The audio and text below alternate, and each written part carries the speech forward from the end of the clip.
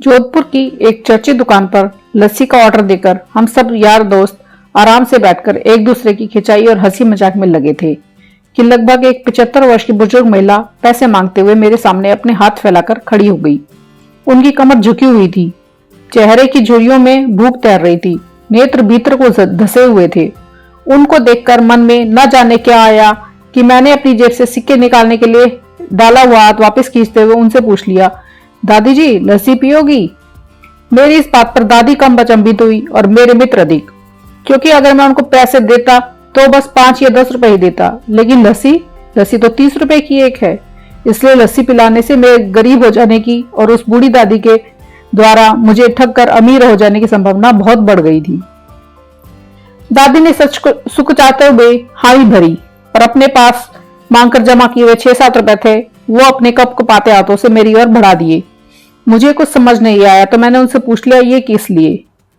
इनको मिलाकर मेरी लस्सी के पैसे चुका देना बाबूजी। भावुक तो मैं उनको देखकर हो ही गया था, रही बची कसर उनकी इस बात ने पूरी कर दी। एकाएक मेरी आंख छलछला आई। भरभराए हुए गले से मैंने दुकान वाले से एक लस्सी बढ़ाने को कहा। उसने अपने पैसे वापस मुट्ठी में बंद कर लिए और पास ही जमीन पर बैठ गई।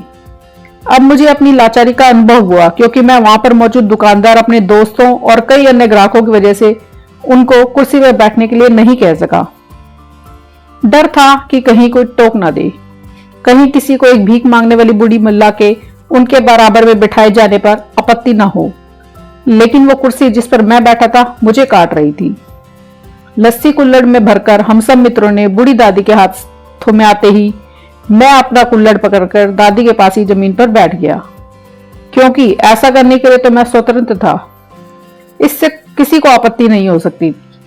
हाँ, मेरे दोस्तों ने मुझे एक पल को घूरा, लेकिन वो उनसे कुछ कहते उससे पहले ही दुकान के मालिक ने आगे बढ़कर दादी को उठाकर कुर्सी पर बैठा दिया और मेरी ओर मुस्कुराते हुए हाथ जोड़कर कहा, ऊपर बैठ जाइए साहब, मेरे यहाँ ग्राहक बहुत आते हैं, किंतु इंसान कभी कभार आता है।